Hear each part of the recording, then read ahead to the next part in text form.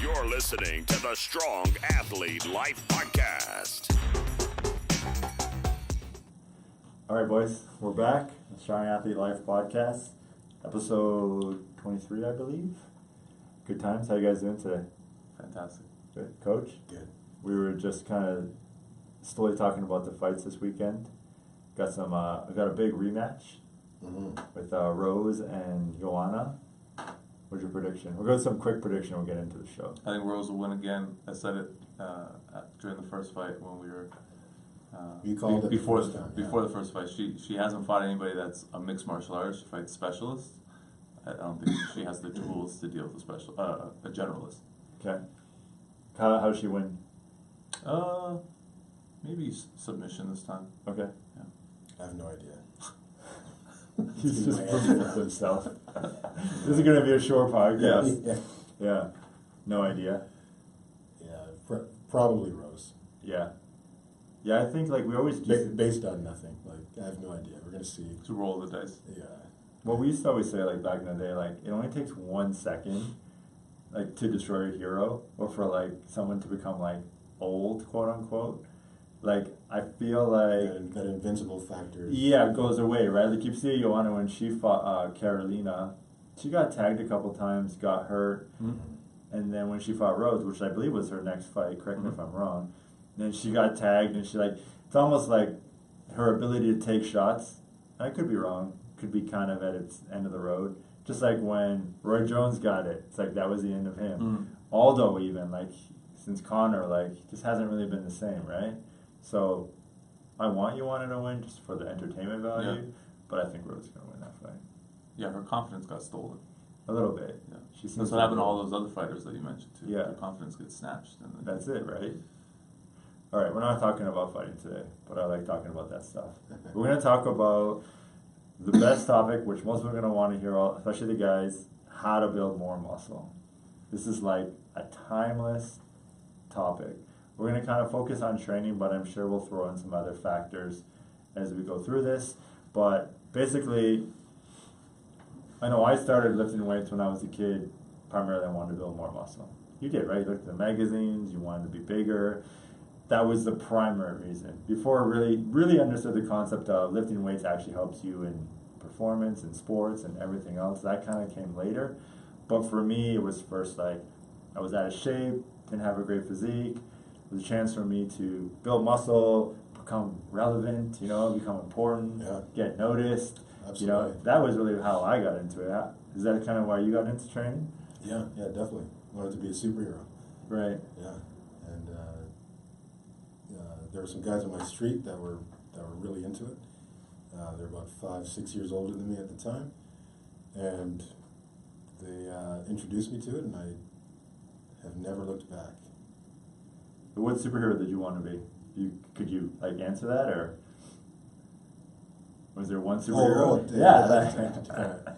Kind of faded out for a second. Yeah, lost you there. He It's went it's invisible. a- He was like, "I'm invisible superhero." You can't. That's funny. It's funny because I was reading Black Panther way back then. Really? Yeah. And looking how I look, and I don't understand. beating around the bush. being a shortage of black superhero characters in the Marvel universe. Right. He resonated with me among a few other guys, but I was reading that comic, so that was one of the characters along with Wolverine that as a kid, and you're imagining things it'd be cool to be. You didn't want to be Clark Kent? No, I was never. That didn't resonate with you? I was never into Reporter? never into Superman, never into Spider-Man. Right. And to this day, I'm not as interested in those. But it's funny. It's funny how Black Panther is this big phenomenon now, and 30 years ago, at least 30 years ago, I was into that. Well, I probably already know the answer because you have 2 awesome little kids at home. Have you seen the movie? No, we haven't seen it yet because our primary child care providers. You wouldn't take them to see that movie? Probably a couple Too years. young? Yeah. I don't know. Our my in-laws, Yeah. who usually take care of the kids when we want to go out, they just got back from Florida, so Nice. We can start having date nights again and all that good stuff. So Sweet. yeah, I'll probably actually see it this weekend. Awesome. Have you seen it, Oscar? I have. And It's great. yeah. Yeah, everything it's built to be. Yeah. So when did you start lifting weights? I mean, you don't even lift weights now, though, I guess, right? So. How dare you, yeah. He's preparing in advance. When your calves are that thin, don't talk to me. I heard both of us. Yeah. Both of us. Who are you talking to? Yeah, you Talking to gotta you specifically. Yeah, take your okay. pick. He's got Fair speed enough. on his side. I mean. That's my excuse. When did you start lifting? High school, probably. Yeah. Yeah, I sucked at it, but did it for all the reasons that you mentioned, right? Just Right. look better and get attention and things like that. Yeah. How did that start? Like, what is the? How did you engage Puberty. in the process? Yeah, puberty. Yeah. You're still going through. Don't set them up for me, man. No, like, how did you because we kind of have told our stories a few times, but I don't think we really got into your story of like, what The did dark that one. process look like? Of hey, I want to build muscle. Mm. Agreed. That's really the end around. What did you go and do? Like, how did that whole thing start? I used to watch professional wrestling as a kid, Okay, right? Like good. in elementary school. Yeah. Good. And and so you see like these physiques and stuff, and you don't really know any better and all that. And Who was your favorite wrestler? Shawn Michaels, definitely. Nice. I don't know why. I always like the athletic. I like Spider-Man. I like Shawn Michaels. Like not the giant guys, the more athletic guys. Have you listened to Triple H on DeFranco's podcast? I think so. He talks about Michaels and stuff. How like Shawn Michaels was like basically one of the best wrestlers ever. Yeah. And when they say best, like guys you can wrestle with, they get the Yeah, game. yeah. They're athletic. Good character, They know how to move. They speak know on how the to like microphone, They put on good performances. yeah, like they're superior athletes. All that. Yeah. He said Shawn Michaels is one of the best ever. I don't doubt that. Okay, sorry. Very Continue. entertaining. No, but so that gave me like that was Never the first. liked him. Never. Terrible Just stop physique, talking too. already. Who's that? Terrible physique Terrible too. Like, physique. no reason to start lifting weights looking at that guy. Shawn Michaels? Yeah. How Terrible, dare- that was terrible your physique. idol? But yeah, so that was kind of like my first foray into, we'll say, athletics, admiring those guys, and then and then basketball after that, and then that kind of led into when I got to high school. Also, not really athletics. Well, not Basketball. muscular specimens anyway. Oh, basketball. Basketball players, yeah. Alonzo. Yeah. LJ. But yeah, then in high school, whatever gym class, that was my first intro and learning through that. Right. And then then it was just like, I'm out of shape. I'm not, I was a chubby kid. Yeah. So I was like, I just gotta get rid of this. Right. Right. So what? So I'm trying to dig down to like the routine because I can remember like the first routine. Oh, I can started tell you doing, that. right? Oh, it was like the I can hammer tell you that. strength. Yeah. hammer strength. Oh, you're young. Eh? They had that when you were in high school. Yeah. Nice. What did you lift? Sandbags? Basically, we moved Bales of boulders, hay, yeah. boulders, That's right. buckets with concrete in them. Actually, that's not far from the truth because the original weights that we had, a company called York Barbell. Yeah. The They're weights plastic. for home use were Yeah. sand in gold plastic. Yeah. That's right. I had all those. them. Had And all those. that was the start. I got those as a kid and I didn't really know how to use them, so I just didn't use them. Right. I was what too did, young what to did have the The was initial like program. machine? Did you start like It was on all machines? chest. It was all chest. Yeah. Okay, that's- yeah. All chest work. No legs. Right. There was probably some bicep curls involved and some tricep extensions or something like Yeah, that. yeah. It was all upper body and arm focused, really. Yeah. Yeah. Like as soon as you go below the ribs, there was no work being done, right? And then, like, at what Never. point did you see any results? And you No, were never, like- never. Did you ever? Were you ever like, this is working? Never. This is working. Never. I started playing basketball on the team, and then I was like, I'm not. Why would I exercise more? Right. It makes no sense. Because basketball was enough exercise. Yeah. What did you do for your first training, quote unquote, program? It predates meeting those guys who introduced me to weights. Yeah. Because the first introduction was reading a biography of Herschel Walker. Right. And I might have been 8, 9 years old. And when he was also a chubby kid, and his older sister was a great athlete and would always beat him in a race. So he got tired of that, asked a coach, the high school football coach, Coach, how do I get bigger and stronger and faster? And the coach said, do push-ups, do sit-ups, and run sprints. And so he took that literally, and between every commercial break while he was doing homework or watching TV, he would do a set of push-ups, a set of sit-ups, go outside onto the dirt road that they had as a driveway, do a set of sprints, come back in and repeat. I read that and I took that literally and I did the exact same thing. And so when I actually started lifting weights with the summer of grade 9 with a friend of mine, I had a bit of a foundation there, and we ended up getting a book called Getting Stronger. I think I might have told you this before. Yeah. Authored by a guy named Bill Pearl, who is a former Mr. Universe. He's got to be in his 80s right now if he's still alive. And this was like the definitive textbook on training. It was all illustrated, all the, hundreds of different workouts, hundreds of different exercises. And we basically started on page 1 and just worked our way through it. And trained all summer. Didn't notice much in the way of size, but I got a lot stronger. And that kept me going. That was like the motivation to stick with it. So that's the key point that you brought up, which I actually want to touch on, is kind of the beginning of the training concept for people who want to build muscle.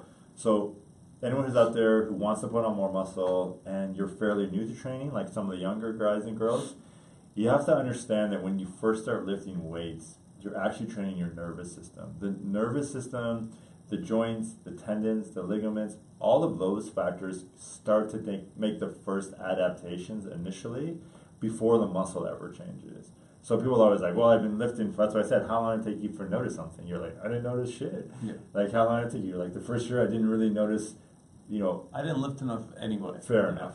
They didn't have enough hammer strength. There's always a line. Right.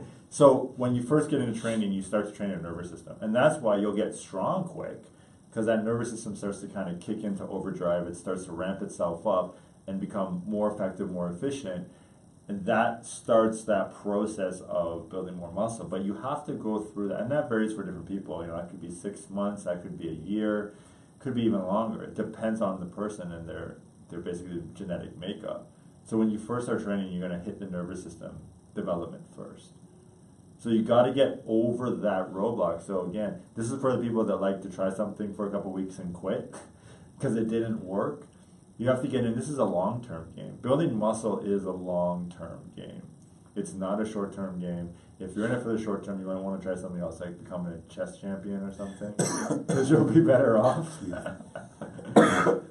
So again, initially, you're focused on building the nervous system without even knowing it, and then you get into building muscle. Agree? Yes, but I missed a big piece that could have sped that whole thing up, and that was the nutrition. Right, and let's not get into that yet. So, but it's We'll get into it's that. very relevant though, because a lot of people can start building muscle right away Right. if they recognize the value of eating to build muscle. And most people, especially when they're young, you don't know how important that is. You don't know how critical that is. And so you go into the gym, you start messing around with the weights, you get stronger because of those neural adaptations. You would have gotten bigger as well if you had known how to eat. And people learn that much later in life, right? Yeah, and everyone responds differently to that. So it depends. Like, initially, you can only put loads on that your nervous system can handle. And like the muscle can handle that, but the nervous system can't necessarily handle that yet. So when that nervous system gets up to speed, and then now you can stress the muscle along with the nervous system to a higher level, then that starts to become a factor. So let's talk about in training, and we'll come back to nutrition because I want to hit on nutrition, but we'll come into that near the end. There's basically three factors that we consider when it comes to training, right? Volume, intensity, frequency. These are the factors when we're thinking about training. This is even way before exercise selection or anything of that nature. We always have to look at volume, intensity, and frequency. If we understand those concepts, we can start to apply those to maximize muscle building. So let's go through kind of each one of those initially, and I want to get your guys' opinions on how is someone to start, and I'll chime in too, obviously. How is anyone to start considering those types of things? So volume would be like, for example, within a given workout or within a given training phase, how many sets, how many reps are you doing? That's volume. So, Coach, you want to give your insights on volume as it relates to muscle building? I'd probably back up even before we get into that, and I'd throw in the word intention. And that precedes all the science, Right. right? That precedes intensity, frequency, volume. You have to go into each workout with the intent of making your body adapt, with the intention of forcing your body to adapt.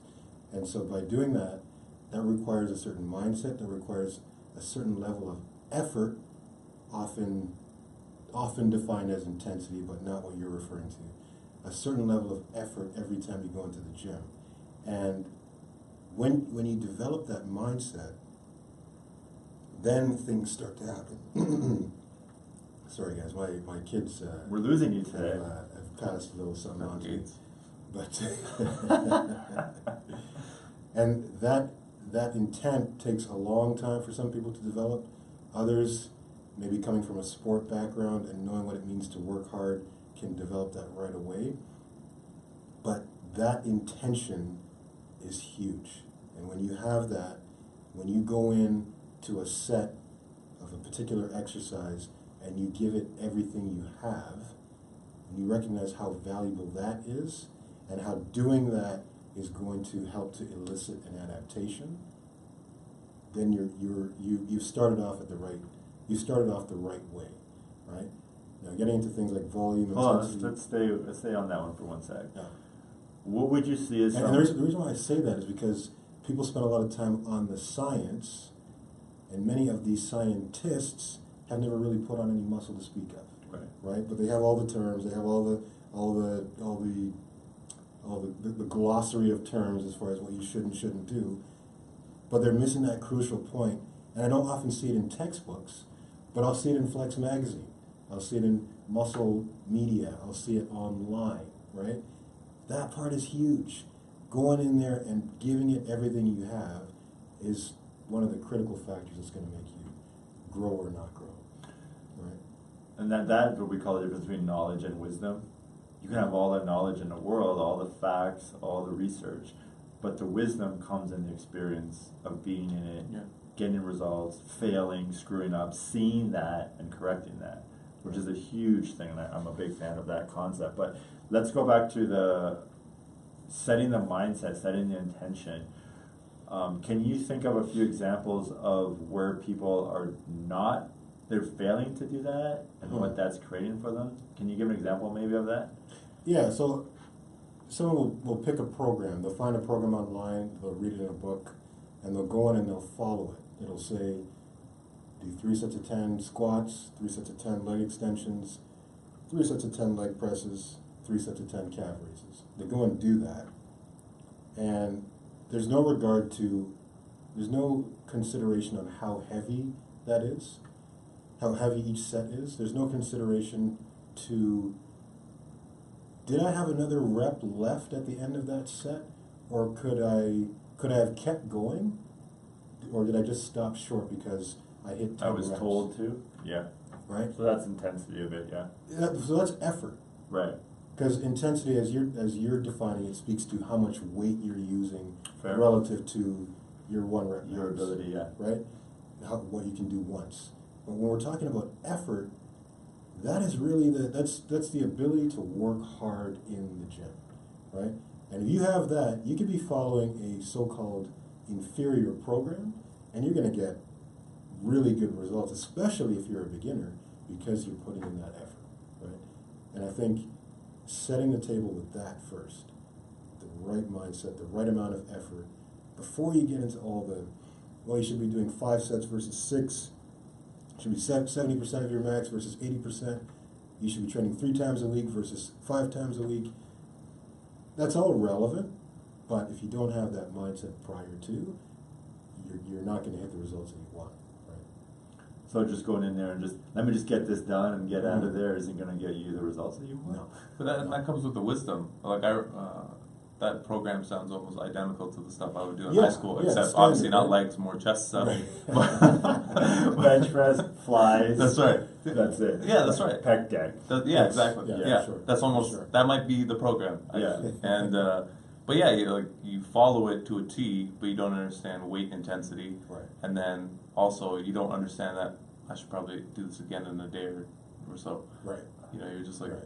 I'm still kind of sore. I guess I'm not going to do it. Right. Yeah. Right. You're listening to a gym teacher who most of them Are overweight. right. They're not healthy. They're not anybody that you should look towards for too much advice. Right. Would you say that that coincides with that? And this is always an entertaining conversation, but mind-muscle connection, is that similar to what you're saying? Setting that intention. I think that comes a lot later. Okay. And you know, I think that comes with years of experience and knowing how to feel a muscle working on a particular exercise. I think when you start, depending on how you respond to a particular exercise, you may not feel it at all. You may just be going through the motion, doing the movement, and it takes a while before you can actually connect a bench press to feeling it in your chest, Right. your pecs, Right. or a squat and feeling it in your quads or your glutes. That Right. that takes some time. I also remember the first time that I started training MMA, and I got exposed to how those guys work. Yeah. And I was, in my mind, I was working as hard as I had worked, doing high intensity kind of interval training stuff. And I was like, yeah, I'm pushing really hard. And then I trained with those guys the first week, and I was like, okay, there's another gear Exactly. that I didn't know, that I thought I was maxed out. But there is another gear. Yeah. And then so it's training with other people where you're like, oh, okay, like popping blood vessels in your eye. There's another Right. gear. Right. Let's try and find that. Right. It's not even just another gear, it's a different gear. Because I grew up doing martial arts, obviously competing, but I was more on the striking side. Mm. And then we started into more MMA stuff, and Coach and I did jits together and stuff. And then when we got into wrestling, Yeah. that was just a whole Yeah. nother, Yeah. not a gear, just it's a different world. But you might be able to take that wrestling gear and bring it to weightlifting, Yes. or something close somehow. But you don't know that exists unless you've had to do whatever Shark Tank or whatever you have to do in wrestling practice, Yeah. and then you're assaulted pretty much for 2 hours. And then you're like- Basically. yeah, and then you're like, Yeah. okay, like this is how I feel like on 10th gear. Yes. I've really only been training on 7. Yeah. Now let's bump that 7 up. And Right. that mindset and that understanding and appreciating the importance of hard work, it doesn't make everything else irrelevant, but it almost overrides all the other details. They are important. I'm not dismissing science. I'm all about science. But I've seen so many folks who know how to work hard go in and doing what you might think is crazy in the gym, and they're getting bigger and stronger year after year. What do you mean crazy? Like, They may not be following your a typical traditional program, Like right? you might see a guy go in, he'll do a set of leg presses, then he'll go and do some chest work, Right. right? Then he might do some abs in between, and then go back and forth, and that guy's growing, Right. and that guy's getting stronger. Is it what you would typically find in a textbook or from a reputable coach? No, but what he is doing is he's putting every single ounce of blood, sweat, and tears into that set that he can, right? And as a result, he gets results, right? Yeah, it's funny. I mean, in our previous life, as we always say, we worked in the sports nutrition world and we worked in the bodybuilding world. And we were both fortunate enough to see two Mr. Olympias, Yeah. Jay Cutler and Dexter Jackson. Yeah. We were able to build some relationships with those guys, both great guys. We were able to witness them training and just be around them in certain times, like go to the gym. I can remember going down to Gold's Gym and seeing those guys train, seeing Dexter training with Charles Glass, and just watching that effort, that focus, that like how they get through their reps, how they get through their sets. It's just, there's a reason why they're as successful as they are. There's a reason why they're as big as they are. Of course, genetics and extracurricular activities, and all that good stuff we can always talk about too. But to your point, which I think is a huge point in this whole show, is if you don't have the effort, if you don't have the mindset, if you're not committed to the outcome, it doesn't matter what you do in there, your Yeah. results are going to fall short. Yeah. And then now it becomes the program's fault. What program works? Right. What's the best exercise for this? What's the best? And again, it's like you're asking the wrong questions. It's what do you need to focus on to get that result? Well, you look at like the Bulgarian system; they're not working anything except pretty much basic stuff. But they're big and strong, right? Well, Would the you agree? problem, Yeah, Or well, no? I would definitely agree in that their exercise selection consisted of 6 exercises. Yeah, Their total exercise menu consisted of 6 exercises, and they just worked the hell out of those exercises 3, 4, 5 times a day, 6 times a week. yeah, Massage, contrast showers, drugs, and lots of food for recovery, and they produced champion after champion. Yeah. Right.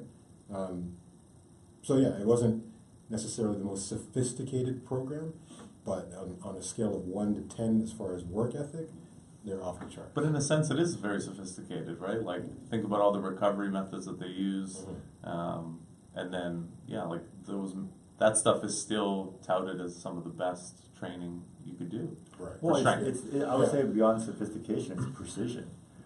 You know, the problem is nowadays we live in a social media world where everyone's trying to impress you with the latest, greatest, newest thing. And that's always been the case when it comes to like exercise equipment and infomercials, right? But like now it's just even exercise. It's like impress me with how many different exercises you know. Impress me with something I've never seen before. And people perceive that as that's how I'm going to get results versus here's the 6 exercises. Yeah, do them over and over. So here's always the question, do you want results or do you want to be entertained? Right. Because there's a big difference, right? Right. And that's why we always say, like, our program is not for everybody. Like, we're not personal trainers where we can just give you a different workout every time you come in just to keep you stimulated so you don't get bored. We might, like, with some of our clients, you're going to squat every time you come in for 10 weeks, Yeah. for example. That's all we're going to do. And if you're not committed to that, if your intensity is not there, then it doesn't matter what we do. You're not going to get the results that you want. Right. And I think that's huge, and that's really overlooked nowadays because people are just so caught up in what's the coolest, newest, fanciest machine or exercise we can do. And a lot of people are caught up in this quick, let me get to the next thing. Well, that's it. What's That's the- what I mean. Yeah. There's no ability to focus. Like I watch your workouts, for example, and you're practicing like certain handstand positions, and like week after week, day after day, Absolutely. month after month, Mhm. Yeah. I see you working the same thing, and with no boredom, Yep. with no frustration, with nothing, and you can watch the results come. Like you actually have a focus, and you're trying to achieve something. Yeah. And over that time, we have seen you achieve phenomenal results. And that's right? the only way you achieve anything. Yeah, yeah. Right. And Right.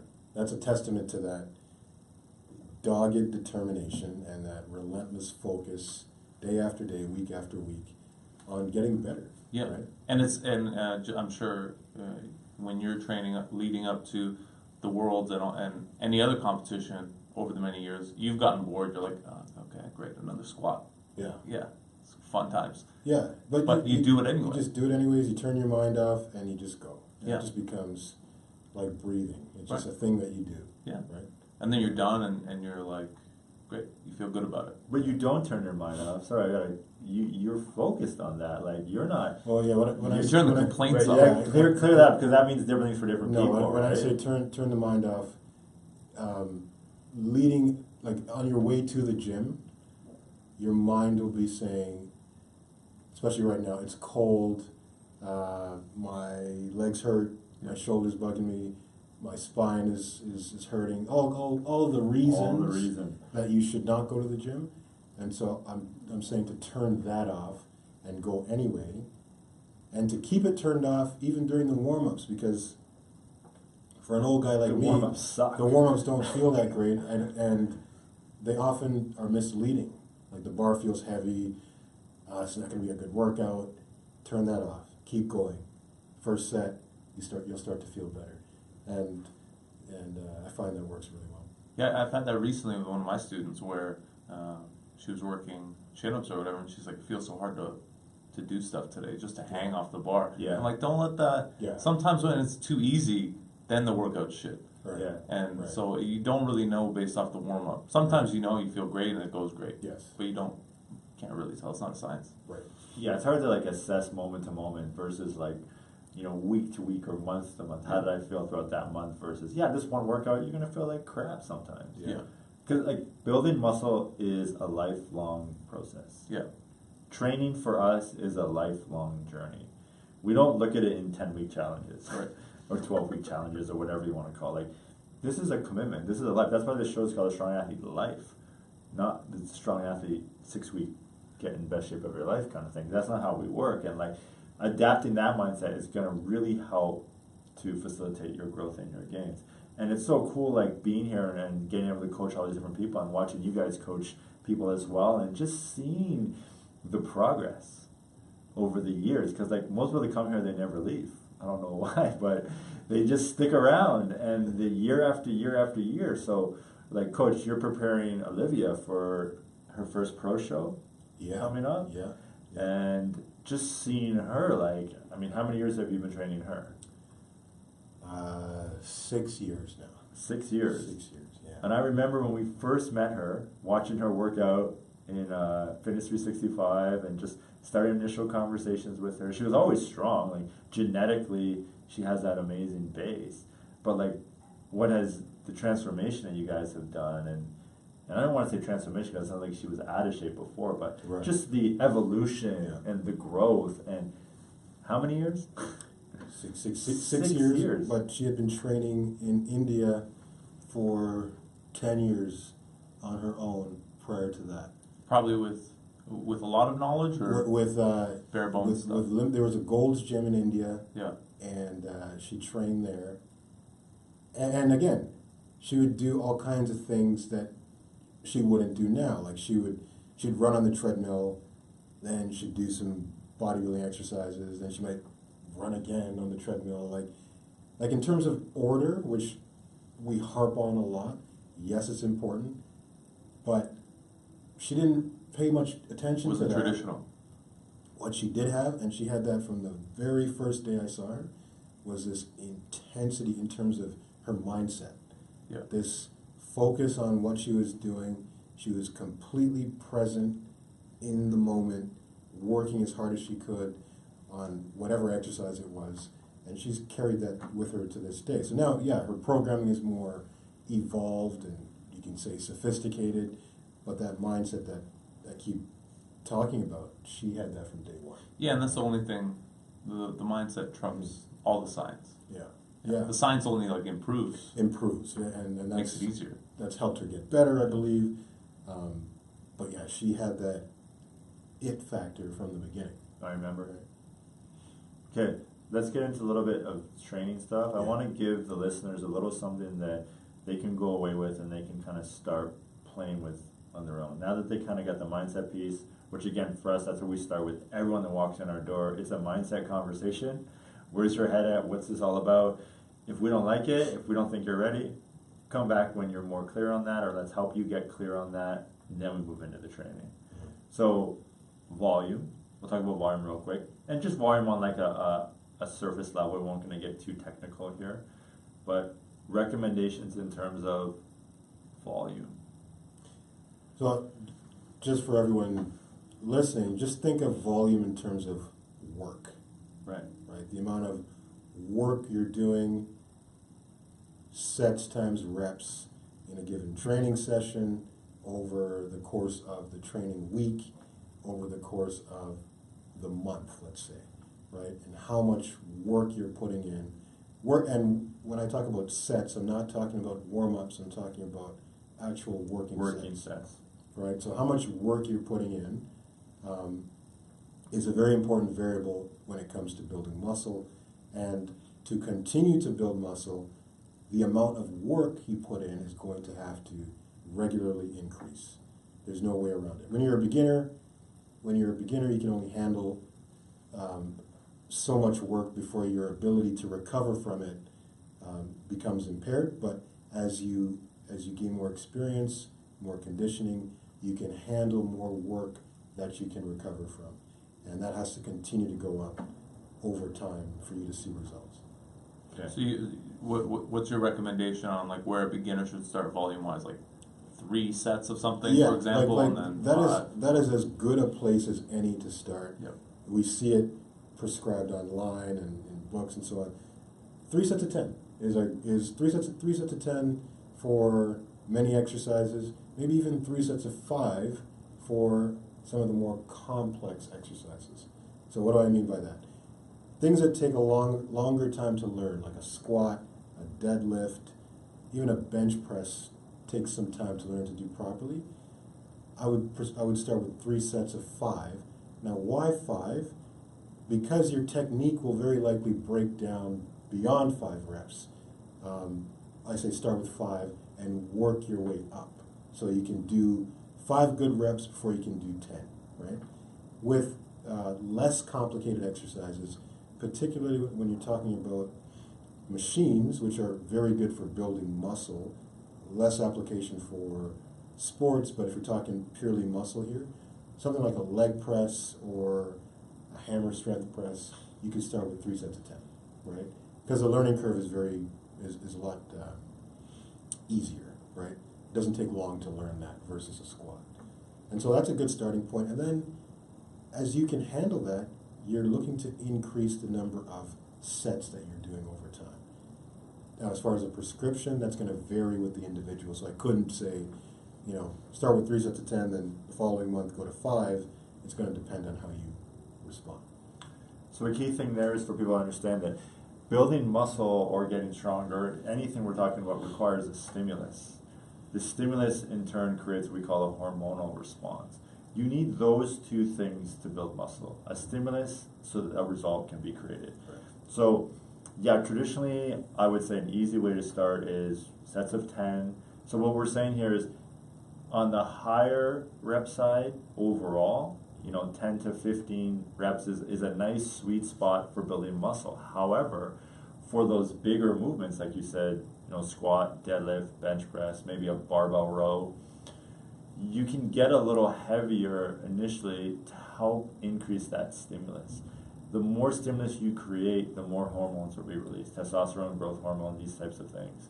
So it's a great way to work on the technique, work on a really intense stimulus, and then you would start your workout, for example, after you warm up and all that good stuff, with something like a squat or a deadlift or a bench, and then the rest of the workout you can shift into those higher rep ranges on the more simple, or call it the machine based or simple exercises, just to get that volume up to again continue to increase that stimulus.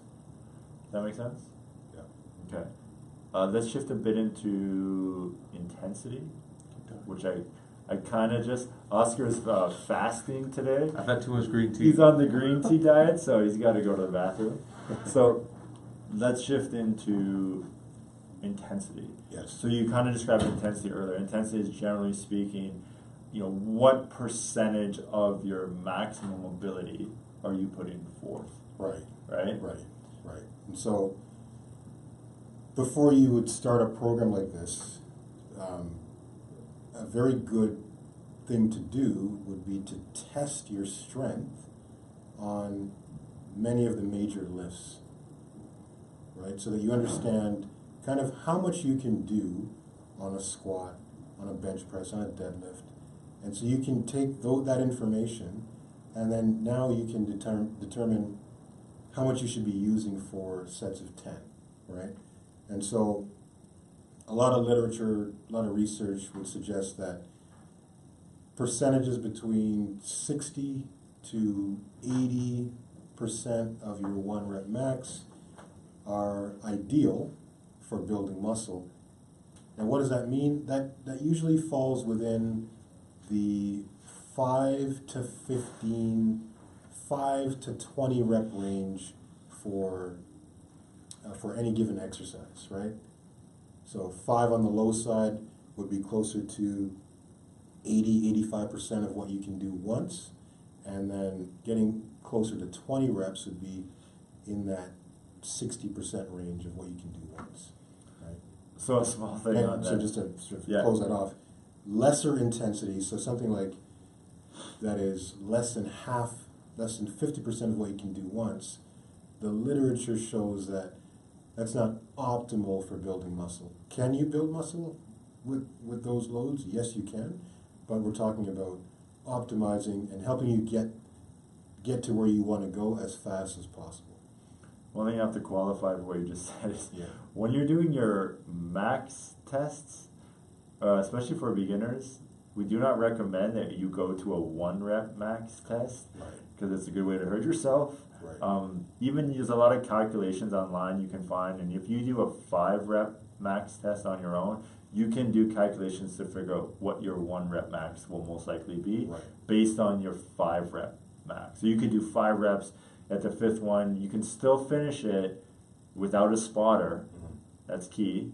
Not with your bro, pull this up for me, right? You can finish 5. You might be able to do 6 in theory. That's kind of a 5 rep max, and then you use calculations from there. That's the easy way to get and a safer way to get Yeah. your 1 I rep. tried that in high school, the 1 rep max. Yeah, how's that Test work it out for you? Not that good. I was like, this is stupid. Well, I'm not going to continue. How do you do a 1 rep max on a hammer strength machine? I'll have to show you later. Yeah, okay. It's very technical. on the calf extension. That's right. Okay, so we got volume. We've talked a little bit about intensity. I think frequency now is a hot topic. I think it's one that's commonly misunderstood, and that will tie into recovery, which is a big factor. So, frequency. So let's focus on there's 2 parts of frequency, right? One, how often should you train? Part 1, and then more specific, how often should you train a specific body part? So let's just say chest. We're talking about chest right now. You're doing your bench, trying to get big, trying to get swole, right? So how often should you train in general, and then how often should you train chest? Again, so a good starting point for most beginners, let's say you've got a year or less experience, 3 days a week would be a great starting point.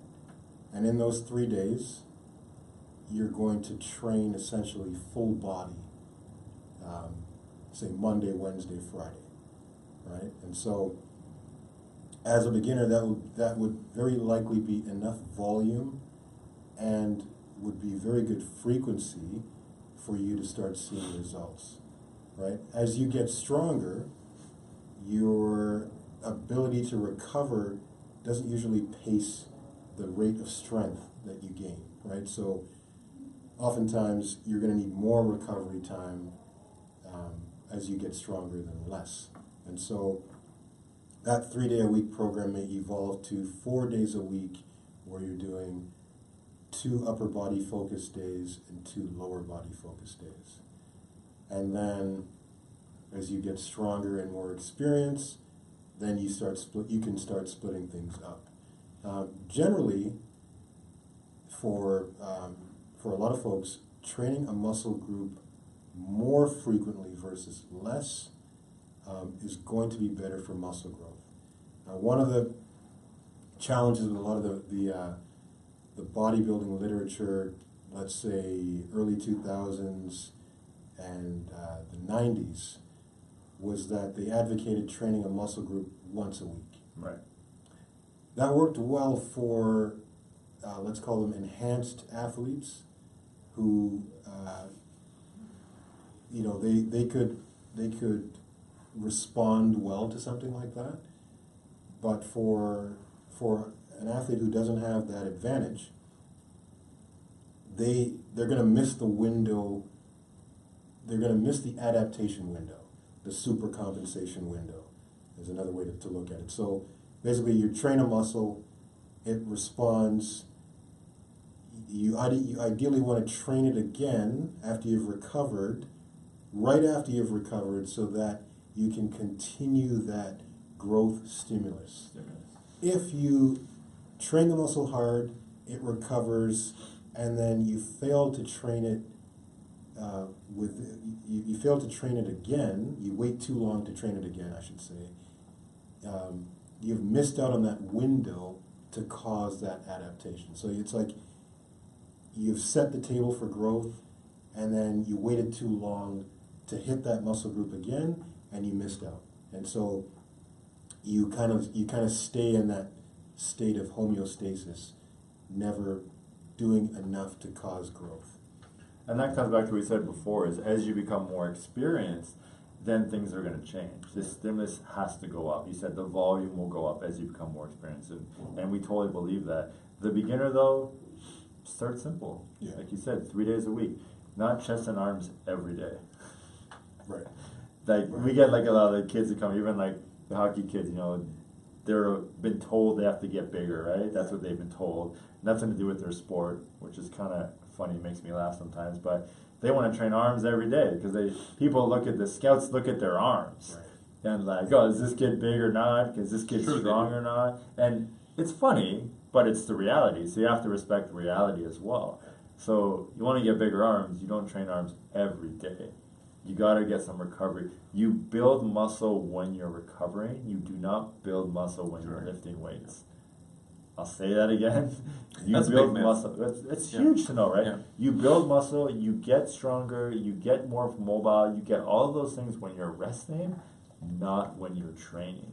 So if you respect the recovery as much as you respect the training, the results will come much higher, much faster. I think majority of the Mr. Olympia guys, big advocates of naps, midday before, probably in between training sessions. So sleep is Yeah. just as vital as all the other stuff. Very important. And you're talking about guys who are the genetic elite, right? So and are doing everything you can possibly do to build muscle. And if you're not doing those things and then some, and you don't have the same genetic advantages, it's going to be very hard to get results, right? So that recovery is very important. So another thing that we'll just touch on quickly to kind of close this out, in recovery is also when you're eating. And we talked about eating at the very beginning of the show, and I said I want to come back around to that, because that is key. Yeah, you can't overstate that. That is everything. It's everything. You can be on a subpar program if you have the right mindset, i.e. you're putting in maximal effort into every training session, and you're eating to support that, you will see results. If you train as hard as you can and you eat like a bird, nothing will change that. You ever seen a jacked bird? Ostriches are pretty big. I don't know. They're pretty skinny calves, but Yeah, they're built for speed. So when it comes to nutrition, like, I'm gonna say calories are king in this case. Calories are king. Yeah. Protein, carbs, fat, all of it. Yeah. Don't get too specific at this point, especially if you're younger. Calories, calories, calories. Eat like it's your job. Eat like you don't want to eat anymore. That's a huge point. And if you ever get a chance to watch a couple of good documentaries on Netflix, one is called Eddie Hall's Strongman, and the other one is called Born Strong. These are documentaries about world's strongest man competitors. And one of the big things that they touch on in both of these films is how critical eating is for them to build the muscle they need and to be as strong as humanly possible. And you're talking about gentlemen who are 400 pounds, 425 pounds, 450 pounds. And they use the term force feeding. Now, that can have a negative connotation, but Right. I use it to illustrate the point of how important eating is to their job and how difficult it actually is to build muscle. Like, it's not easy. This idea of like, you just show up to the gym and in 2 weeks you're going to be 10 pounds bigger, that's crazy. To get 10 pounds of muscle, quality muscle, requires eating as if it was a job. Yeah. Right? Not good Monday, Tuesday, Wednesday, and then I forgot to eat on Thursday, and things fell off the rails on the weekend. Every single day, 7 days a Every day, week. yep. Try that for a year. Then you might see good results. And the thing is, if it's the days that you're not training, is just as important, if not more important, with your eating than it is your training. That's when people like fall off. It's like, well, I didn't train today, so Yeah, it yeah. doesn't really matter. I'll be all right. Dude, that's the day you're recovering. Give your body some building blocks to build muscle, to get bigger, Right. or else good luck. Right. You're not going to get the results. But I do have to say for the Eddie Hall one, Eddie Strongman, I don't recommend, and we don't recommend that you eat the foods that he's eating. I mean, when it comes down to calories, you're just going to get whatever you can. But at the same time, there are better ways to do it and not better. I get it if you're younger, you know, sure, you can say, and some of us have different opinions on this, I'm sure, but quality is king, meaning find the best quality that you can, that you have access to, that, for example, you can afford. And yeah, calorie is a calorie, but I still think a lot of these guys, you're going to have a lot of inflammatory issues, digestive issues.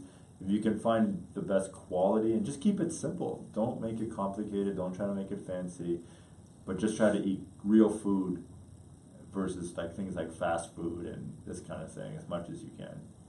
It's interesting you make that point. We'll probably close it out here, but the following week we could probably talk about nutrition for muscle growth. Let's do that. And then we can spend a lot of time, or some time, talking about the diets of these strongmen and how they had to evolve, because two of them in particular, both previous winners, were on the fast track to obesity and possible heart disease, given the way they were approaching their nutrition. And when they made the changes to quality Yep. and to, obviously calories are relevant, but once they optimized in terms of quality, they started seeing much better results. And so we'll talk a lot about that and how you can eat healthy while still eating to support muscle growth. As we're big advocates of Yeah, that. because I mean, you can do McDonald's 3 times a day, get the calories that you need, but that's going to lead to a whole host of other problems, and that's what these guys were doing. Yeah. And once they made those changes, their markers of health improved, and Their performance. the performance improved. Right. So let's hold that one for next week. So let's close this one off for today. Coach Oscar, where can we find you? TorontoMovementCollective.ca, and then all the pertinent info is there. Cool. The interwebs. The interwebs. You can find us at strong-athlete.com, and you can check out our online programs there. We have a muscle building program you can get on. It's really cool. It uses our smartphone. It's all programmed for you. Check that out. You can start first 30 days for free using the discount code TEAM at the final checkout. Give that a try, and check us out at Strong Athlete on social media. And we'll be back next week. Take care, guys.